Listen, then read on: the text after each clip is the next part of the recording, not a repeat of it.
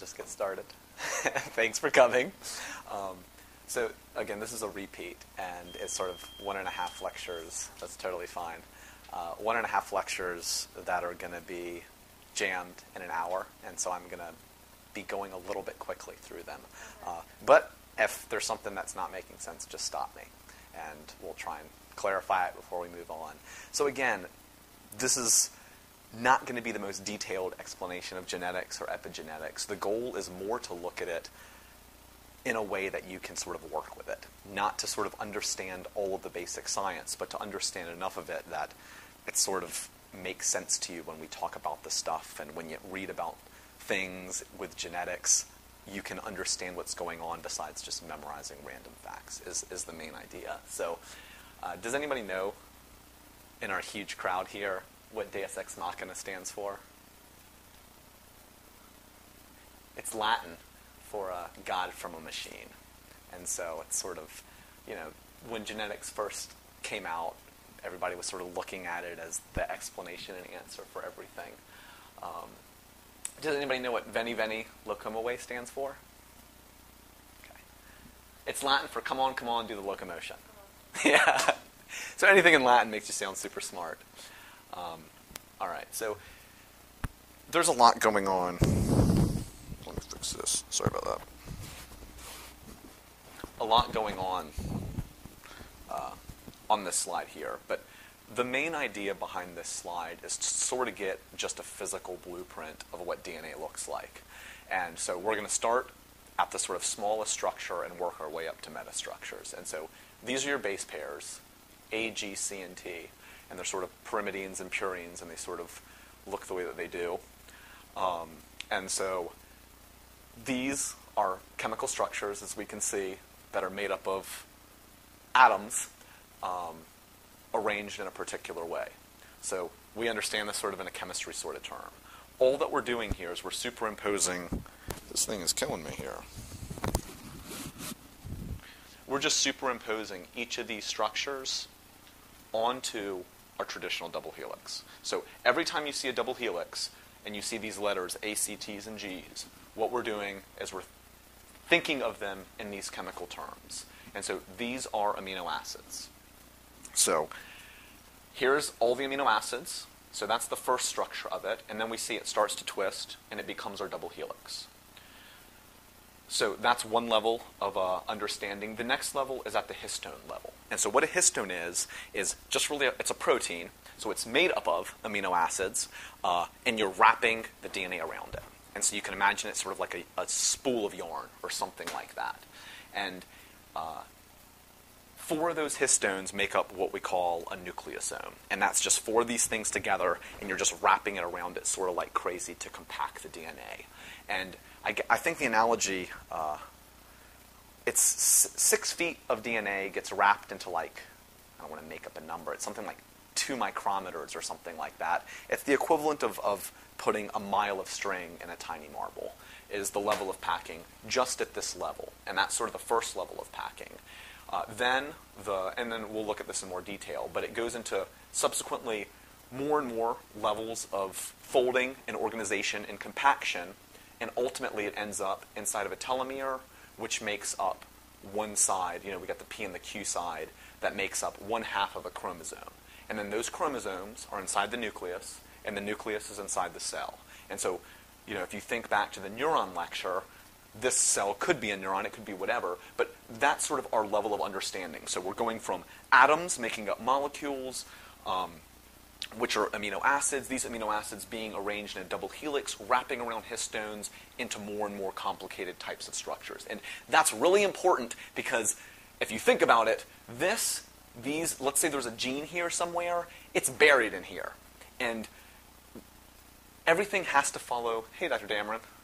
This is genes? It's genes, I apologize. I think, excuse me, what happened with depression and Peter Oliver? Was that supposed to be today? I thought it was today. We had 2 lectures of those. What was the other one? Last week was the second one. And the other one was the week prior. Oh, God. I know you've been here for this. You don't have to sit through this, Dr. Dameron. What is it? You did it again? I'm going to do it again because the audio messed up. No, it's fine.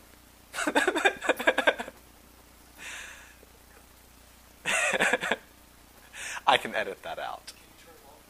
Absolutely. Firing it back up. Again, just getting back to the idea that these amino acids have to be worked on in a physical way, and you've got to get access to them. And that becomes a huge issue and a huge way that we can coordinate the way that genes are expressed. And so here's the different levels of organization. So again, here's an amino acid in each of those things, and you can see them bonding. In our first level, the double helix, going around a histone, again, being put into these sort of nucleosomes, which are called beads on a string. So this is the level that transcription is happening at mainly. Then you can imagine these things are getting sort of wrapped together, as you can see here, to make sort of a fiber. And then, complicated more and more, scaffolding, that gets wrapped around scaffolding, et cetera, et cetera, et cetera, until you've got this just amazingly compacted amount of DNA in a tiny bit of area. But to make a protein from a gene, you've got to unwrap it to this point. And that's where a lot of our mechanisms of regulating gene transcription are going to happen. All right. Do you all know who this guy is? It's Darwin. Excellent. Yeah. So, Darwin talked about evolution, and that sort of has to do some with genetics. And the idea of gradual change really depends on your perspective. And we're not going to get into a lot of evolution type stuff, but we're going to talk about heritability at some point. All right. So this is getting at the machinery. All right. So this is DNA. All right. So we just got to imagine this is a cartoon. So this is the same thing as this here, right? We're just imagining it in a different way now.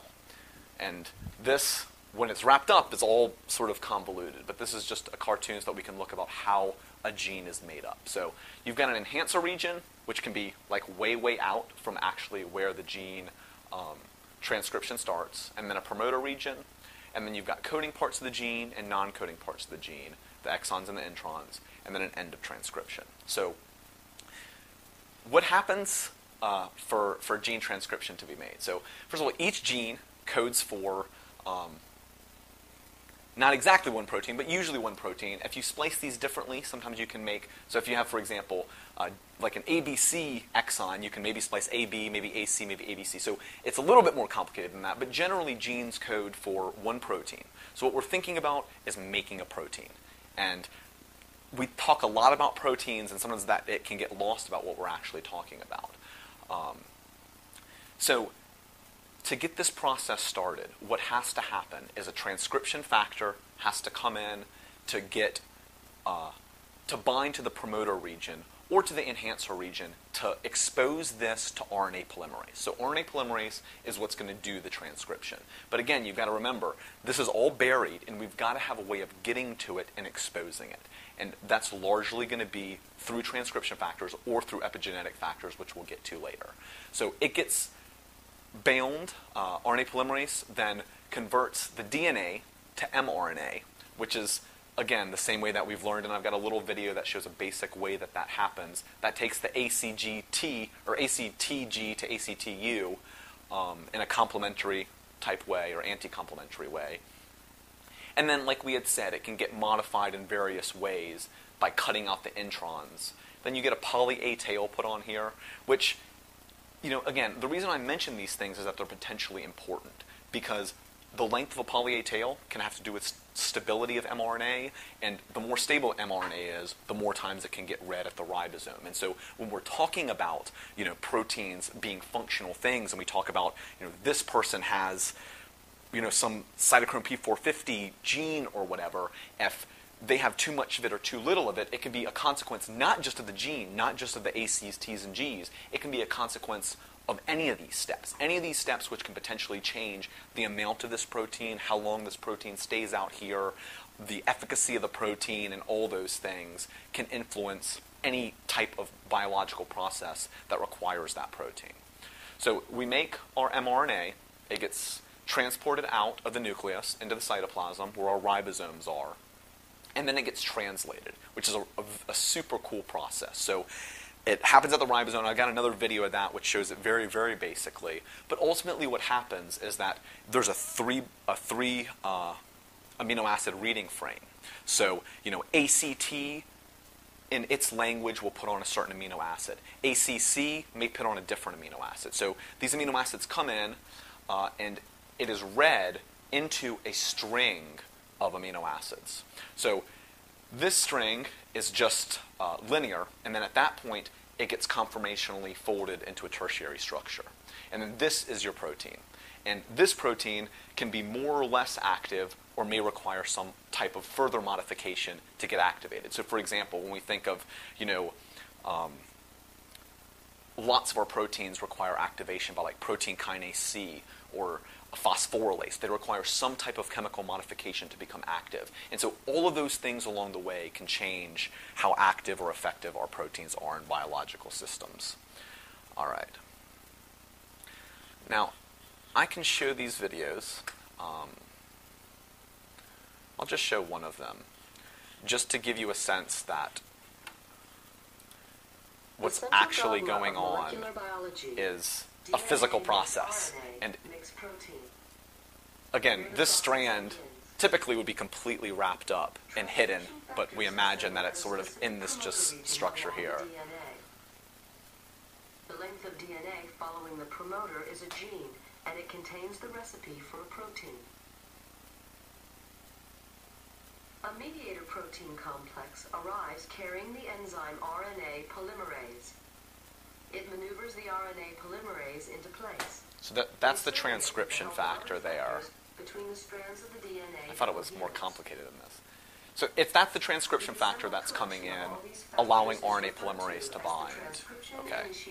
They don't really talk much about that. And now it is ready to be activated. So what's going to happen is from the promoter region way back here. The initiation complex requires contact with activator proteins, which bind to specific sequences of DNA known as enhancer regions. These regions may be thousands of base pairs distant from the start of the gene. Contact between the activator proteins and the initiation complex releases the copying mechanism. The RNA polymerase unzips a small portion of the DNA helix, exposing the bases on each strand. Only one of the strands is copied. It acts as a template for the synthesis of an RNA molecule, which is assembled one subunit at a time by matching the DNA letter code on the template strand.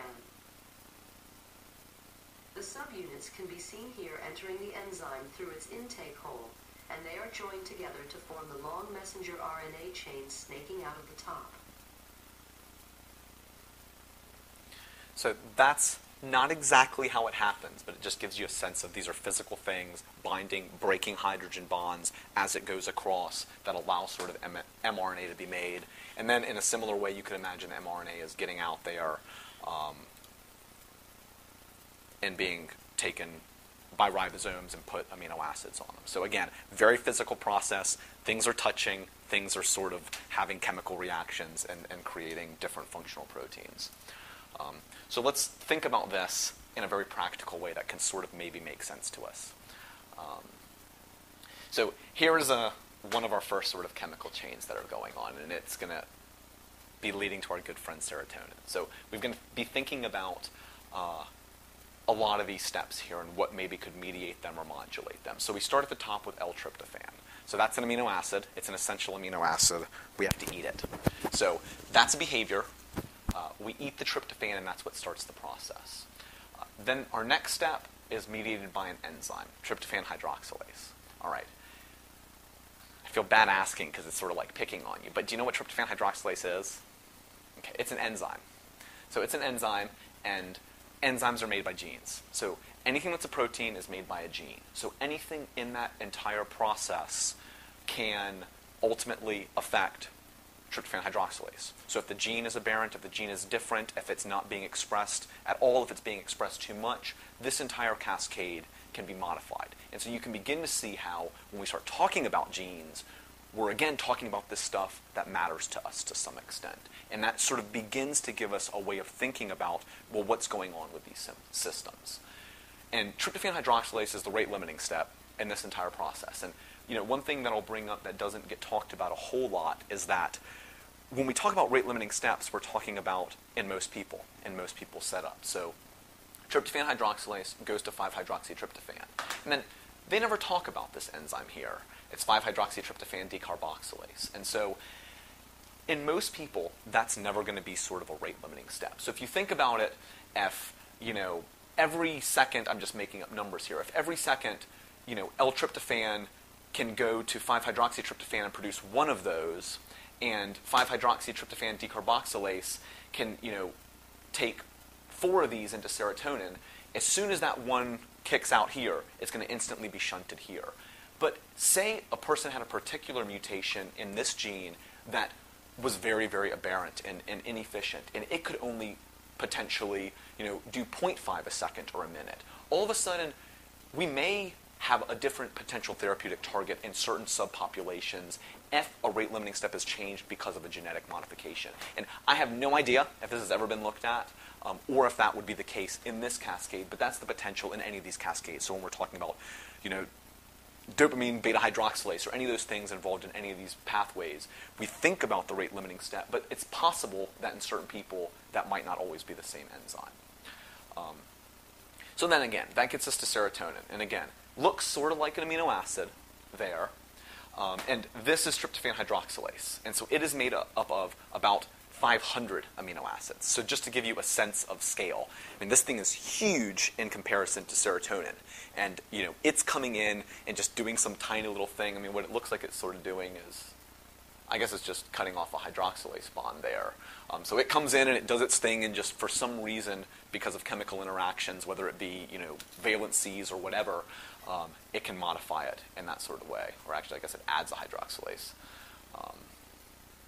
hydroxyl group. And so once we've got serotonin, it can then be broken down. And this cascade shows serotonin going to 5-HIAA, or 5-hydroxyindoleacetic acid, by monoamine oxidase. So again, monoamine oxidase, you want to take a guess what that is? That is our target antidepressant. That's right. So one of our medications works here. Monoamine oxidase, it's an enzyme. It's a protein. Do you want to guess where it's made? What it's made by? Just generically. It's generically made by a gene. So anytime I say a protein, you can guess it's made by a gene. So all of the proteins in our body are made by genes. And so you can again begin to see, and let me not overstate that. Sometimes a protein can be made by a gene, and then that protein is modified by other proteins to become different things. But ultimately, those proteins started, to some extent, being made from a gene. They may then be modified by other proteins, which are made from genes. So I'm just sort of talking in circles now, but you get the point. So again, you can start to see, well, we could give somebody a monoamine oxidase inhibitor. What might that be doing? It inhibits this. Serotonin sticks around longer. But you can imagine, let's say somebody had a monoamine oxidase mutation that made it more efficient. All of a sudden, that person is getting that serotonin kicked out quicker. And so you can begin to see what is a genetic basis for a potential vulnerability factor, resilience factor, protective factor for these illnesses. And, again, it's not that simplistic, but it allows you to read things and begin to put them in a context of maybe what's going on. And similarly, this can get shunted out by SAMe, S-adenosylmethionine, to melatonin. And so these are complicated pathways. These words come up a lot because they're important. S-adenosylmethionine is actually a treatment, a sort of a homeopathic treatment for depression that has some decent evidence behind it, at least when it's given by an injection. So that's the idea here. And, that's the first time we're going to apply it to sort of psychiatry. Serotonin doesn't mean anything in and of itself, and I say this a whole ton. We think of serotonin being this thing that is related to depression, and it is, but not in a way that we can just sort of operate with it in a simple mechanistic way. All right, and so I mentioned tryptophan hydroxylase being a gene. It's on chromosome 11 and 12. We have 2 different ones of it. This is tryptophan hydroxylase 2. And again, this is showing all the studies that we've done looking at, this gene in depression. And clearly, it makes sense. It sort of is related, and so we studied it. And this thing, I can talk about genetics, and I can't fix a microphone, is very much related. And so we hear SNPs a lot. Do you know what SNP stands for? It's single nucleotide polymorphism. And you're like the best sport ever. And were you not here, I would be talking to myself. And so you're like my favoriteest friend. But so a SNP is a single nucleotide polymorphism. And I'm going to put you on the spot, but this is completely low stress. So let's just think about that word for word. Single nucleotide polymorphism. So single's one. Let me get rid of this thing here.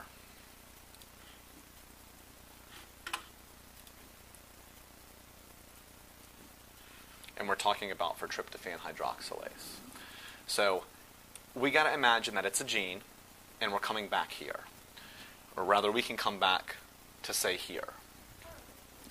So this is a nucleotide, and a polymorphism is a change. Okay? So if you think about what is a single nucleotide polymorphism, it is a change in a single one of these nucleotides to something else. So we can take, whatever, a T and make it a C, a G and make it a C, or whatever. That's what a single nucleotide polymorphism is. So let's think about what does that mean, right? And then we get to our machinery side of stuff, right? So let's say that C changed to a G is here. What does that mean going into this next step? It would definitely do something different.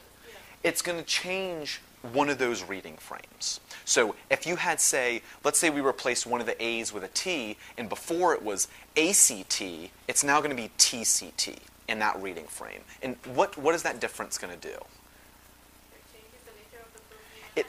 It changes the nature of the protein and the enzyme. What it directly does is it's going to put in a different amino acid. So instead of getting, say, an alanine, it might get a threonine. And who knows what that does, right? I mean, it changes the way that these things relate to each other. It changes the tertiary structure. It's going to change the chemical properties of this. And therefore, it very much could take an enzyme, make no difference at all, which is probably what a lot of these things do. They make negligible differences. Or it could make a huge difference. It could make it way more efficient or way less efficient. And that's, a way to think about a single nucleotide polymorphism.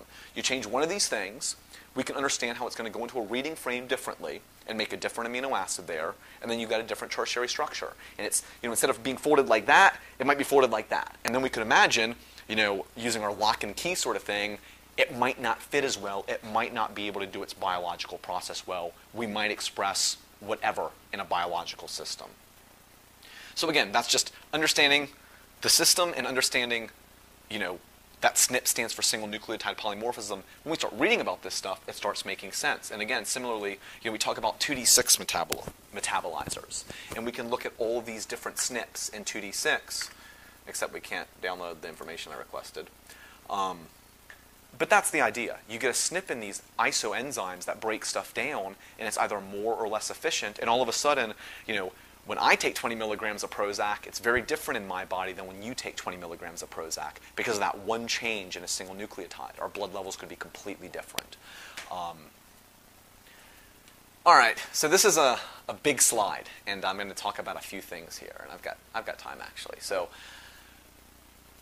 what I'm emphasizing here is this idea of physics and trying to understand this stuff not as magic, but really as just simple chemical stuff, right? I mean, oil and water don't mix because they have certain chemical properties. It's not like they don't like each other. It's just the way it is. And similarly, when these things are transcribing, it's lysis of bonds, reconstruction of bonds, the reading frames. Again, it's complicated stuff, but at the end of the day, it's got to obey the laws of physics. We all ultimately do. And this is just sort of keeping things in perspective. Within all of our cells, we've got the DNA, the amino acids, the proteins, the neurotransmitters, and some of these are very much related to the DNA. And oddly enough, the DNA actually can be very much related to these things as well, which we'll get into later. Those are inside the cells, which give them the ability to do what they need to do. They can make manufacture the different proteins that they need. They can have the biological functions that they need, whether it be a muscle cell, a heart cell, a neuron in our brains. Again, then we're going to sort of think about the context of the physiology and the environment and seeing how all of these things come together. And DNA can do very different things when cortisol is around versus when oxytocin is around, and the environment can influence those things as well. And then ultimately tying it into brain behavior in a sort of cultural context and understanding how time and learning can shape all of these things. So while I'm on that point, just want to talk about sort of what we do in medicine and sometimes how we really, really, really miss the boat. You can be as smart as you want. You can get this stuff in the same way that God gets it. I mean, imagine you could see somebody and know exactly what's wrong with their neurons and whatever their chemical imbalances are. I mean, that's not going to happen. But imagine you did and you knew the perfect chemical to give them to fix it. That doesn't help a person until you're able to relate to them, until you're able to help them understand it, until you're able to sort of talk to them about why maybe they should consider taking that medicine. And what I want to get at is, when we give these medicines, when we come up with our conclusions, when we come up with our diagnoses, when we give a prescription, at the end of the day, we write them a pill. It's not going to work if they don't take it.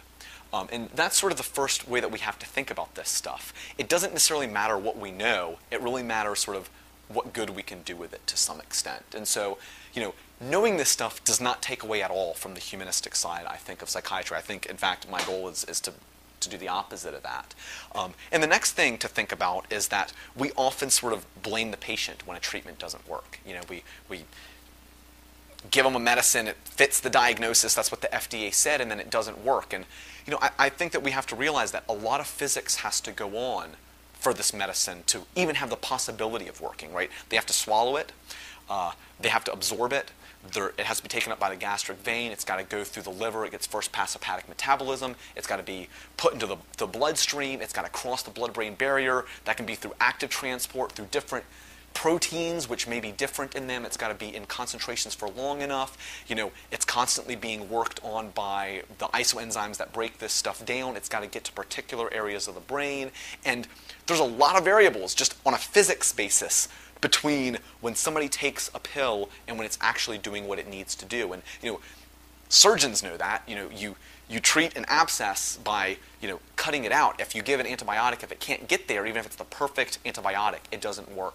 And, I think that we can start to think in those sorts of terms as well. 20 milligrams of Prozac, it doesn't matter what's in the pill. It matters what that chemical is ultimately doing in our body. And that's a consequence of a lot of complicated physics, chemistry, DNA, amino acids, proteins, and all of this stuff. And so just because something doesn't work, you've got to realize it's happening in a huge, huge system with a lot of room for variation.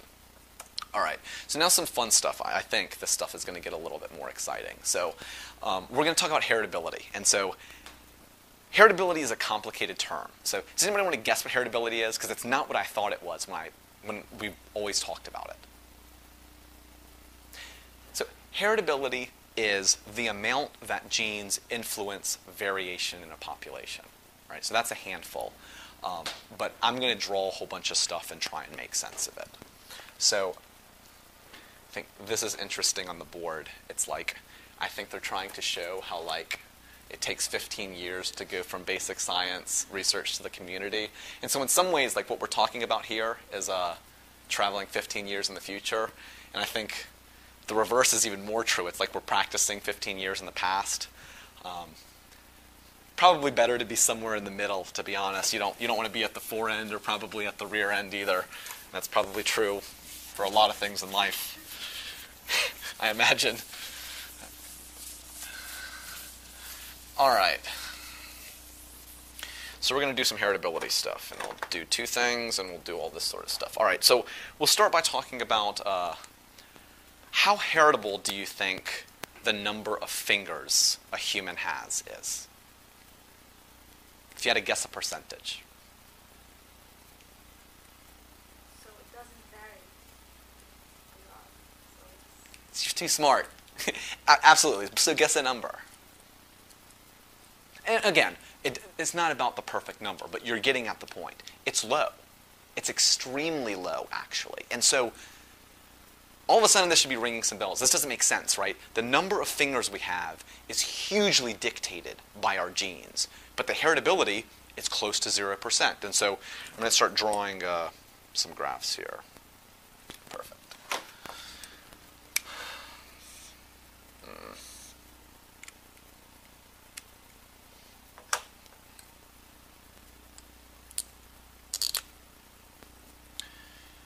So the heritability, well, we'll draw the graphs later.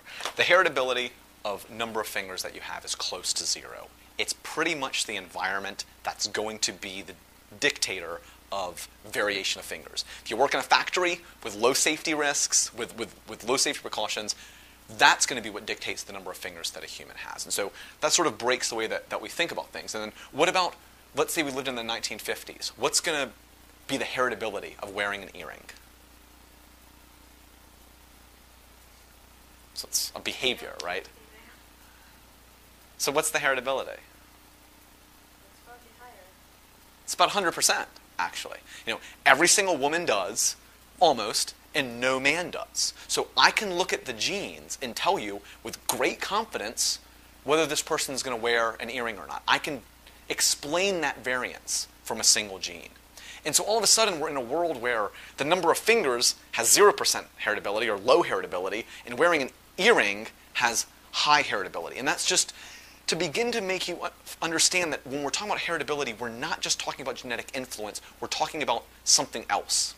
I'm sorry, but can you compare those two? Because the number of fingers is something physiological and wearing an earring is behavior.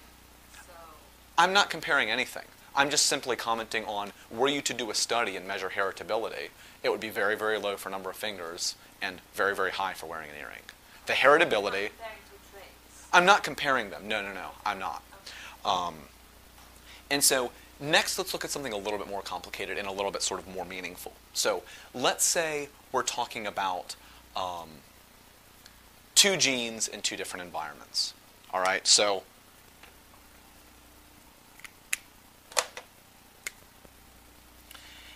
if you look at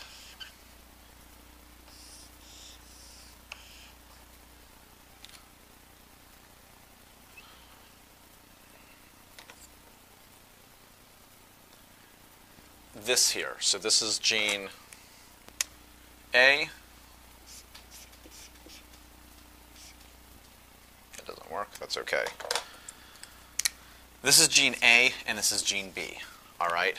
And we're looking at this in California or whatever. Or let's say we're looking at this in the rainforest. All right? And this is, every time we look at this here, this is what we find. And let's say this is, plant size. What would be, and this is all of the variation that we see here is like this. What would be the heritability of that gene, A and B? I'm not describing this very well. If all of this variation here is determined by whether you have gene A or gene B, so every time you get gene A, this is what you have. Every time you get gene B, this is your height. What's the heritability in this situation? So it's low. It would be 100%. So all of the variability here, height, is completely dictated by which gene variant you have. All right, so that works fine until you go to the desert, something 1E, and you see that it looks like this.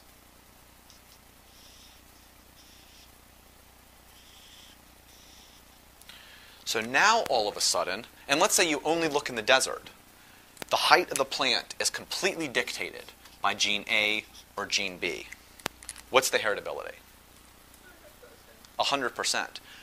Until you realize that these things are different in different environments, if you're only looking in one environment, you can be very easily fooled into thinking that this trait is completely 100% heritable. Because if you wanted to tell me how tall is this plant going to be, would you rather know whether they have gene A or gene B, or whether it lives in the rainforest or the desert? Both of them, absolutely. But if you could only know one, which would you rather know? The environment. And so that's a very good thing to keep in mind when you're looking at heritability studies as well, is that oftentimes the values look inflated because they're only looking in a confined environment. Now, the next thing that we're going to look at is this same scenario. But let's say your results look like this.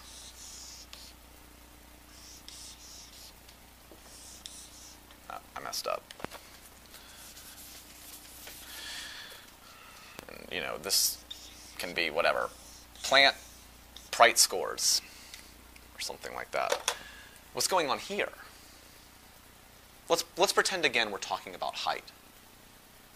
Now what's going on? Now do you want to know the gene or the environment?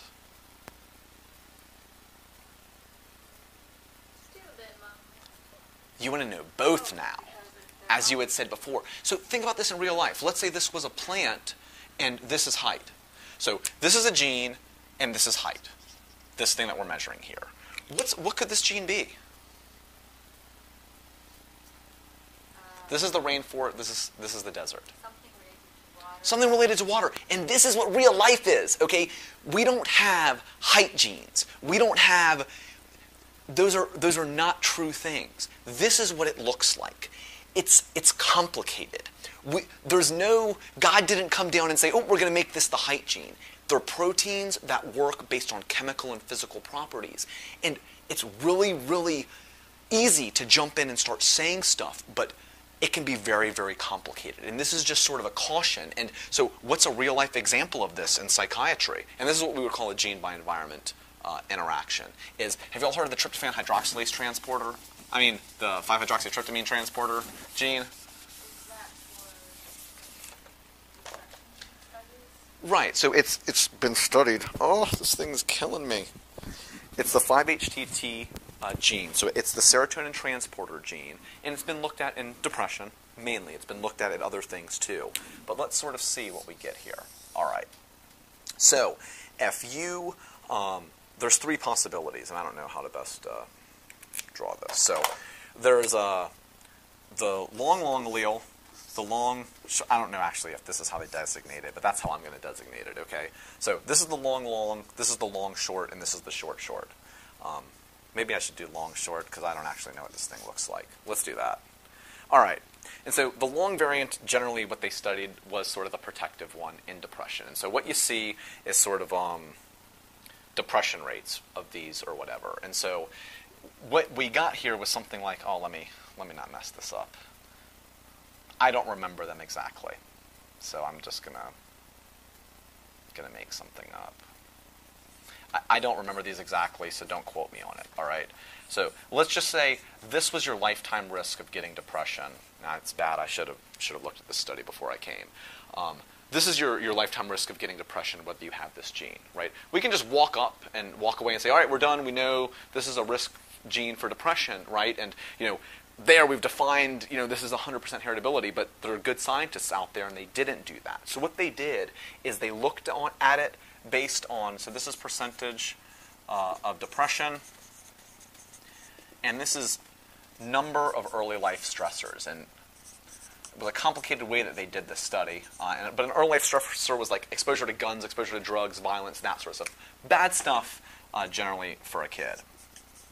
And what they found was, here, let's do 0, 1, 2, and greater than or equal to 3 or whatever.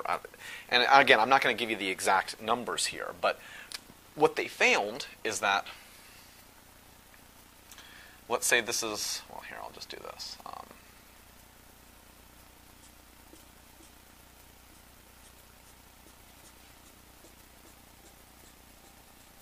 Something like that.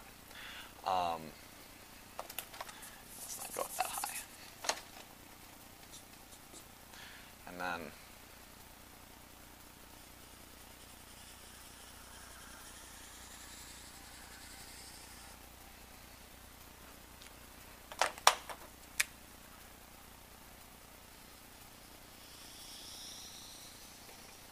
all right, so we saw something like that. So if people had wonderful, wonderful, wonderful childhoods, it didn't matter. These people's risks of depression were very low regardless of what their phenotype is. In fact, there was a lower risk of depression in the short group if you have 0 life stressors. And I don't remember whether that was significant or not. It wasn't a big difference, but again, it's going to get me to my next point about how these things are not as black and white as you would think, and it really is a gene by environment interaction way more than we think about. And again, as lifetime stressors went up, it didn't make so much of a deal for the long version. And here, let me, I guess, demarcate them: short, long, and long. So these people were resilient. These people were sort of in the middle, but these people had an incredible gene by environment interaction. And so that's just a good example for psychiatry that will come up at some point. So the 5-HTT gene, or the serotonin transporter allele, and a lot more research has been done on that. We're finding out that the actual clinical picture is more complicated than this than we first thought. But there's some good evidence there, I think.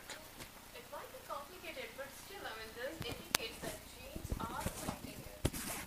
So if we were given this data, we would still say that people who are inheriting SS gene, they are actually more prone to being depressed regardless of numbers of stressors. If they have zero stressors, they are not. They're actually protected against it. Right, and if it starts increasing. That's right. So it's a gene by environment interaction. That's how all of this stuff works. I'm not trying to say genes don't matter. Genes absolutely matter, but they don't hold 100% of the answer. That gene has to be expressed. That expression comes through very, very complicated systems. And that's sort of more what I'm getting at than genes don't matter. Genes absolutely matter, or I wouldn't be talking about this stuff. And I'm underplaying them because people overplay them. And hopefully you find sort of a healthy medium at the end of the day. I think genes are very important, actually. But understanding what they mean and not sort of just pretending like we know what they mean, I think, is important. So the other thing is, whenever we do these heritability studies, we don't start at the time of birth. We start at the time of birth, which is 9 months afterwards. And I will argue that the first 9 months of development are the 9 most important months in your life. And there's tons of data that shows, boy, does a lot happen in those first 9 months in so many ways. So women, when you're mothers, if you become mothers, you take care of yourselves and take care of your baby, because that's when it starts, ultimately. I'm a little bit jealous y'all can have babies. It's awesome. So again, getting at the idea that it's always an interplay of both. And so if you take that to the extreme, without an environment, without physics, none of this stuff matters, right? These genes can't do what they do without an environment. Sort of a less extreme, if you put all of us on Mars, we're all not going to live. It's all incompatible with life in Mars. So in a harsh enough environment, it's clearly an interaction of both.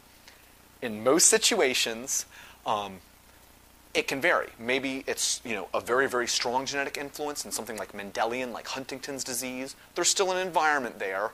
Some people get it at 35, some people get it at 40, some people get it at 45. It can look different, but that's a strong genetic component. In other things like depression, we're really probably more often than not looking at the combination of these two. And I think with most genes, with most things, that's what we're looking at.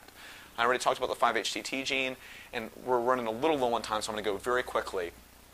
When people start talking about the evolutionary psychiatry of things, like I just saw some article about schizophrenia and why schizophrenia has stuck around, people sometimes say things without really understanding how the genetics of things have to work.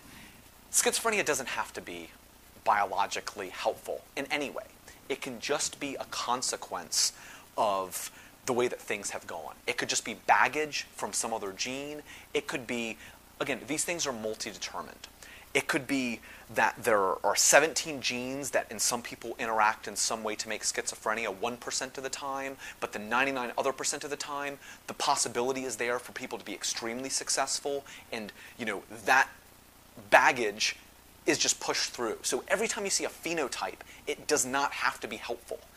Sometimes we can be fooled, and maybe there is more of a benefit to some of these illnesses than we realize. There's some data in Huntington's that, right before people get very ill and develop, significant neurological problems, they often become more disinhibited and more sexual, and occasionally can have another kid. And, you can make the argument that potentially that is evolutionarily beneficial. But that's really, really, really pushing it. And that's even better evidence than some of the other stuff that we think about, like schizophrenia. You see, like, well, do their siblings have more offsprings and those sorts of things. But you got to be really, really, really careful when you're thinking about evolutionary psychiatry and not just focusing on a single gene, because it doesn't work that way. We are made up of lots of genes, and we have a lot of potential for good and bad. And in some sorts of ways, you might be giving up a lot of potential for good if you're trying to get rid of that potential for bad. And then just understanding the difference between association and causality. And that brings me to my next point. So I can tell you, everybody loves balloons. It's unbelievable. Like, I was walking in here with these balloons, and like everybody said hi to me. Everybody smiled at me. It's like I was their best friend. It's fascinating to me.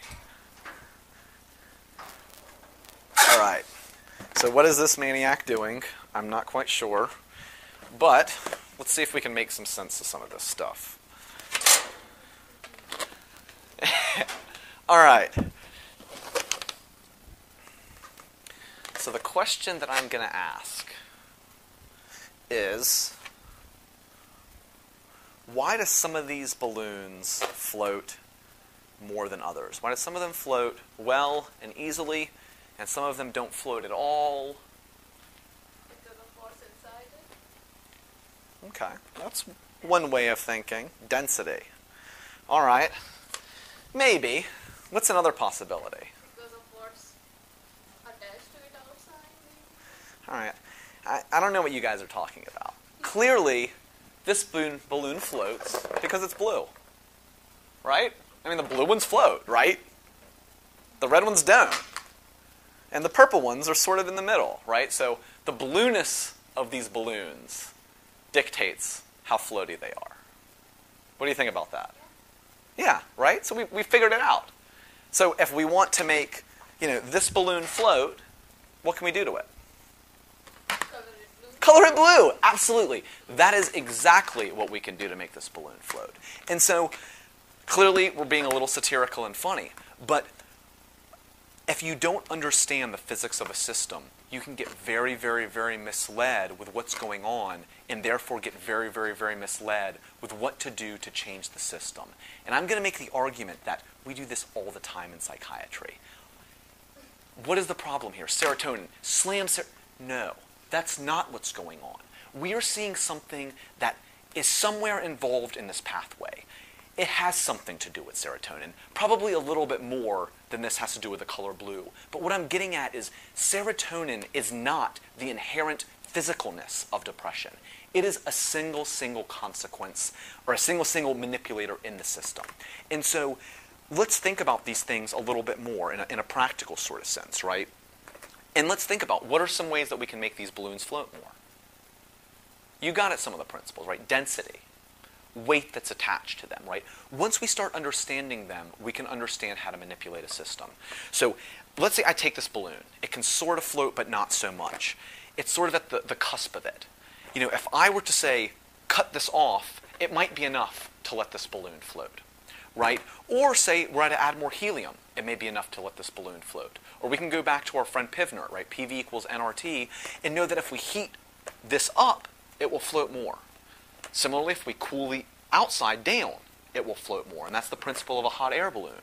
So there are lots of ways to manipulate this system. And just because manipulating the system works does not mean that you've figured out the system. So just because I can add heat to this to make it rise doesn't mean that the problem with this balloon is that it's not hot enough. It's a matter of density. And lots of manipulations can change it. And think about what we're doing in depression treatment. Think about what we're doing in any psychiatric treatment. We're just mucking with something that is mildly related to it with the hopes that it's going to have a consequence of what we want. But what I'm suggesting is if we can actually begin understanding this more, we can rationally actually say, hey, this is what's going on with the system. Because you can imagine, even if you have a fully healthy balloon, and I were to say, take a 10-pound rock and attach it to this. At some point, yes, you can try heating this up, you can try cooling out the environment, you can try doing other things to this. But ultimately, this is going to be a treatment-resistant balloon until you realize that there's no way to modulate the system to make it overpower the rock unless you cut this string. Right? And so until we were able to understand depression and start thinking about depression in that way, and as there being lots of different ways that you can get to the final pathology, the final presentation of depression, all that we're doing is just manipulating variables without really understanding what's going on. I mean, we look at all depressions the same, we look at all the balloons the same, but they're not. They're very different. And we can go hand out these balloons later. All right. So a couple more points that I'll make. All right, we'll talk about, let me get these out of our way. I can definitely be taken seriously now because I've got balloons. All right, phenylketonuria. Is that a disease? That's what you were taught. You're already. So what is phenylketonuria? Phenylketonuria.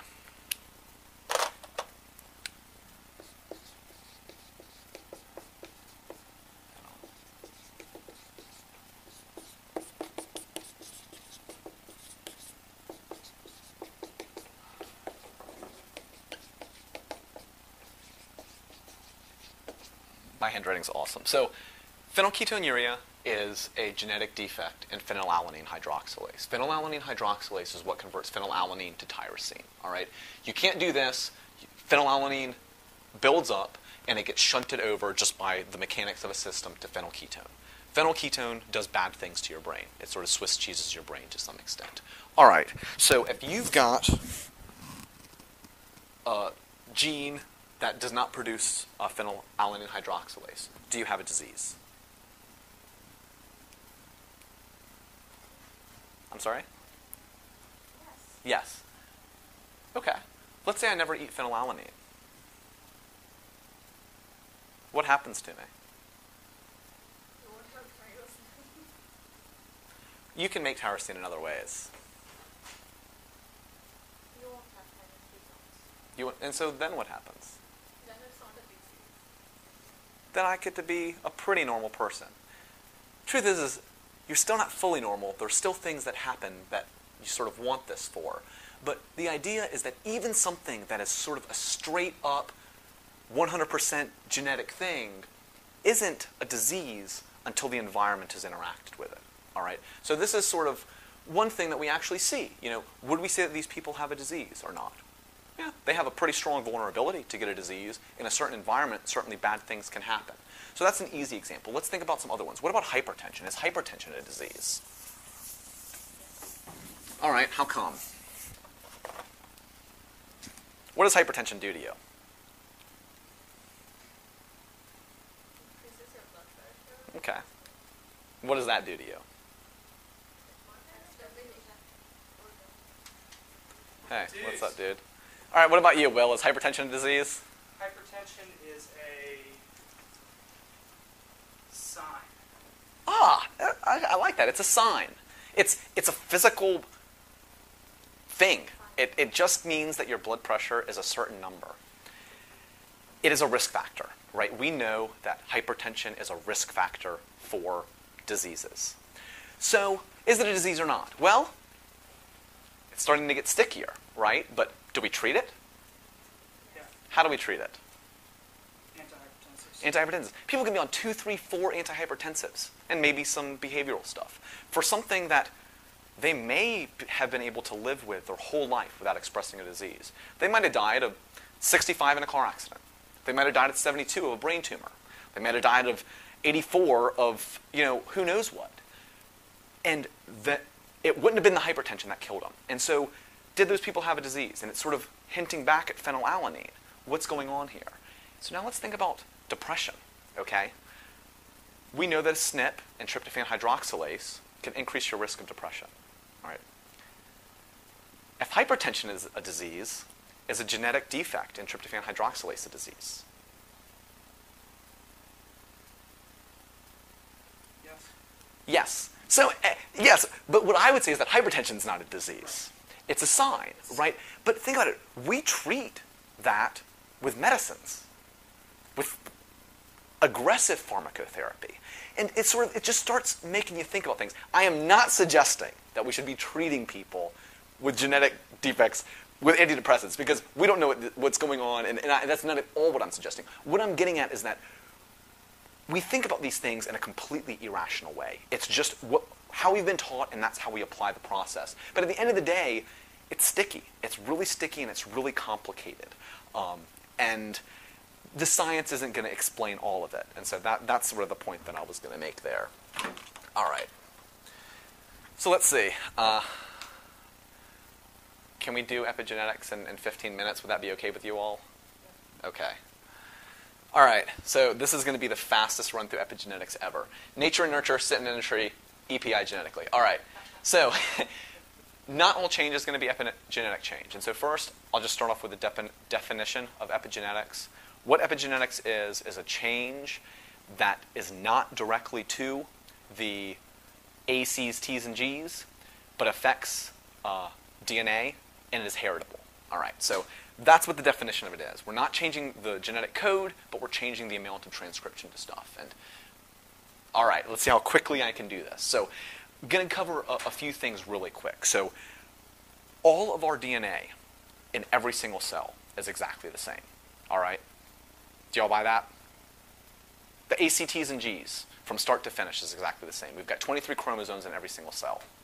Why are our cells different? Like, the second I thought about that, I was like, holy crap. Think about that. I mean, the DNA, the same thing that makes the proteins that make up the cell, that make up the function, is the same. How come they're different? And it's completely epigenetics.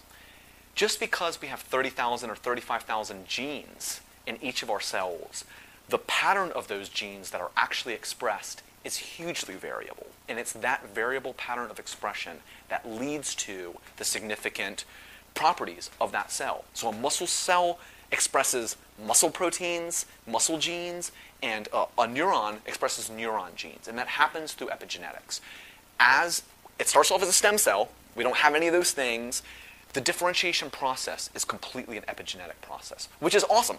I didn't know that, and it makes sense though. And epigenetic changes can happen ongoingly. And so you can imagine if the same process that can differentiate a neuron from a muscle cell, that's a pretty important process. And we don't ever look at this. We don't really ever talk about this when we look at genetic studies. I mean, if you have a gene or not, it doesn't matter if it's completely epigenetically washed over, right? I mean, you could have the perfect gene. You could have the phenylalanine hydroxylase gene, but if I epigenetically blow it to, oblivion, you're going to have the disease. And that's not something that these genetic studies that we're looking at are really getting at. We're really just looking at the ACTs and Gs at this point. Some studies do look at expression, but that's usually not GWAS type studies. So anyways, how does it work? And I'm going to go through this super quickly. DNA methylation, so there's C plus G islands, so long stretches of C's and G's. It can bind to it, and what that does is, if you remember back all that folding, it doesn't let it unfold. If it doesn't unfold, you can't expose the site where the transcription factor binds, you can't express the gene. So it's completely a hide-and-seek game.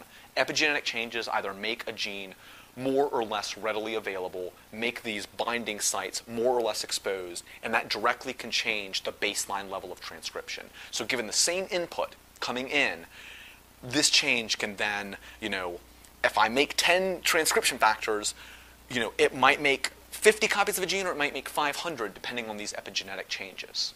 And that's completely outside of the ACs, Ts, and Gs, and this is something that happens while we're living. It is not a sort of Mendelian type of inheritance pattern.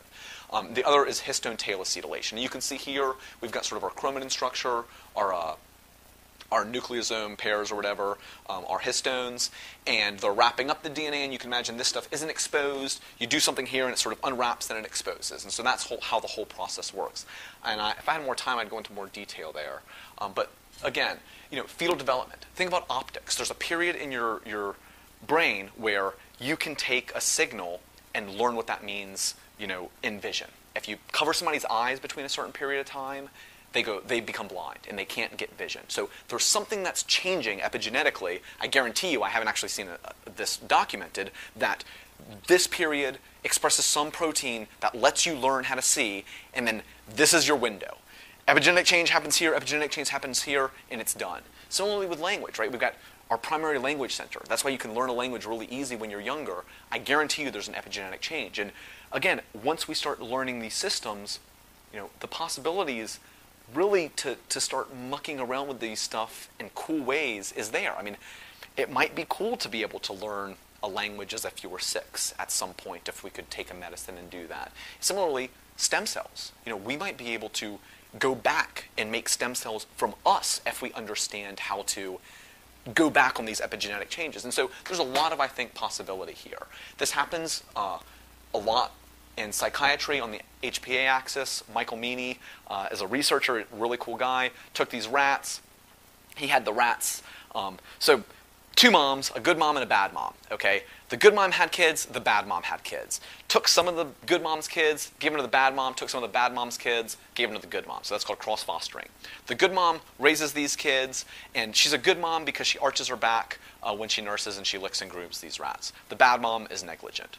They looked at, and then they killed these poor rats, and they looked at their genome, and found that the receptor for glucocorticoids had been significantly epigenetically modified to be hidden in the bad rat moms, in a particular area of the brain at the hippocampus. And so if you think about this, and again, I'm going really quickly through this, cortisol can be neurotoxic at high doses.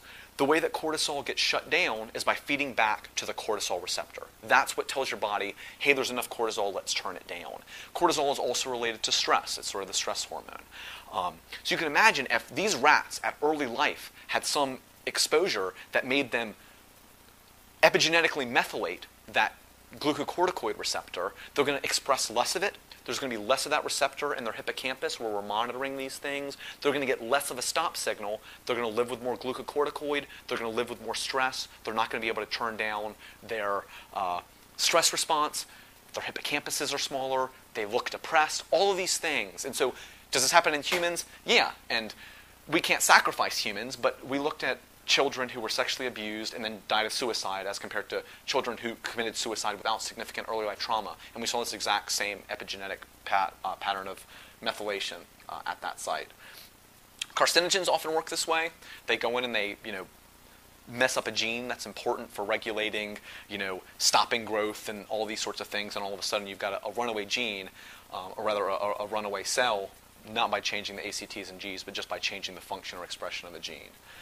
Imprinting works that way, sort of Angelman's and that sorts of things. When you get Angelman's, the reason that, on mom's gene, it epigenetically has a blocked off protein, and on dad's gene, the other one is epigenetically blocked off. So you actually have the gene, it's just completely epigenetically shut down, so you express the disease. All right. Anybody know what this is? It's Ferrari. It's an F430 Ferrari. And so this is just going to get at the idea of it's not just about what we're made out of. It's more about sort of what we do with it and what we can become. And so, again, I'm going to show you the same car in a lot of these slides, but it can be different things, right? It can just be a showcase. It can be sort of an inspiration. So again, same car, same metal, same physics, different things. It can be used as a modeling platform. It can be used, as advertisements. It can be used as a means of transportation. It can be used as a weapon. It can be turned into other things through recycling. And so the idea is that just because we know where something started from doesn't mean that we can predict what it's going to be. We understand its potential. We understand that it can do certain things within its physical world, right? That Ferrari can't turn into gold. It can't break the rules of alchemy. It can't break the rules of physics. But it can do things within its potential. And at some point, if it breaks down, that thing is going to be modified. If somebody comes in and modifies it, it can do different things. And that's the way that we are. And so again, you can imagine, you can modify a car to go faster, to jump higher, to go further. You change the suspension, you change the motor, you change the tires. But at the end of the day, a car's not going to fly. Unless you drastically change it in a way that it's no longer a car. Sure, you can go a little bit further, you can go a little bit higher, but at the end of the day, it's still governed by the rules of physics. And so this again gets us into a world of prediction and probability. And we like to think of things dyadically.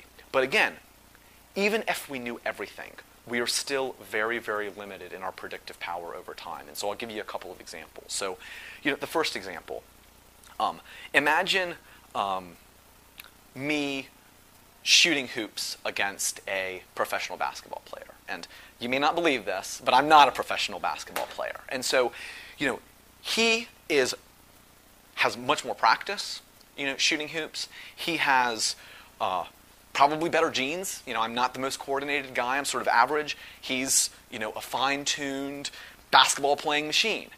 And so let's say he can shoot a free throw 85 or 90% of the time, and I can shoot a free throw 20% of the time, right? That gives us some prediction that, he's probably going to hit more free throws than I am.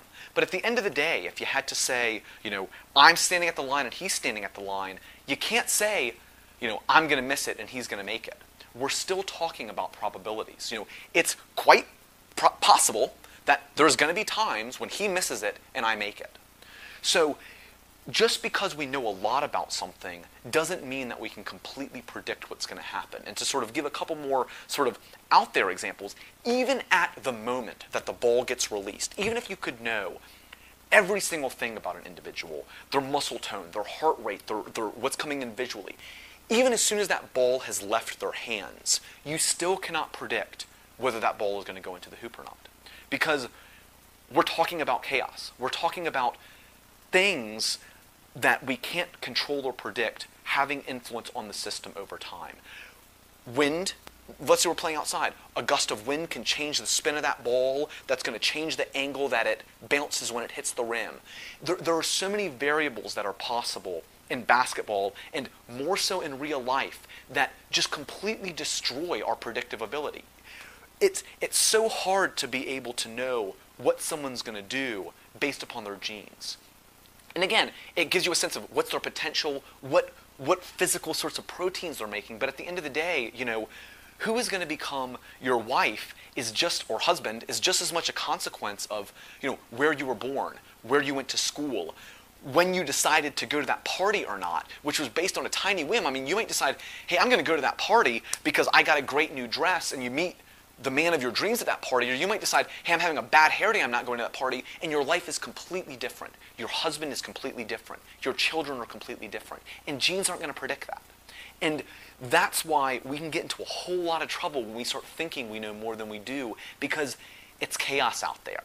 And as soon as you start going further than your bounds, you're really not being fair to your patients. And so we have to be able to cushion what we say in reality and really pull in a little bit of our confidence sometimes with some of these things, particularly, if it's being sort of deterministic in a way that's not helpful.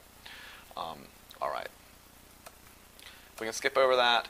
And this is to comment just briefly on what Dr. Dameron had talked about the idea of epigenetic inheritance actually from generations. And so this is sort of a scary concept, and it's sort of not fair. But you can imagine, so these rat pups got a bad mom. They didn't get loving when they were a kid. They were really stressed out. They were really sort of neglected. They didn't learn good social skills. They learned the world's a dangerous place. When they have kids, they're less likely to love their kids, to lick them and arch their backs. And their kids are then more likely to have the exact same epigenetic expression. And all of a sudden, you're really in an odd world where it can be a behavior that has influenced you, that's going to then influence the way that you treat the next generation of progeny, and you really can see it's not a genetic change, it's just a change epigenetically that modifies your behavior in a way that you're more likely to reproduce that behavior that's going to modify your children. And that tends to norm out, which is the good news. So it's not something that sort of propagates. It tends to sort of, if your mom was, terrible, you're more likely to be a little bit bad, but you're also pulled to the norm, and then, it sort of pulls back to the norm, which is good, but we can see these changes 5-6 generations out in rats. And, when I think about what I see clinically, I think that we see this in people too. People tend to pull towards the middle. People from bad parenting generally pull towards more good parenting, and people from terrific parenting are still more likely to be good parents, but maybe pulled more towards the norm from that. And we see that with all sorts of phenomenon. And I think that's enough to talk about that. We don't want to put too much on epigenetics, though, because in truth, there's probably not a ton of things that can be passed on this way that have huge variations.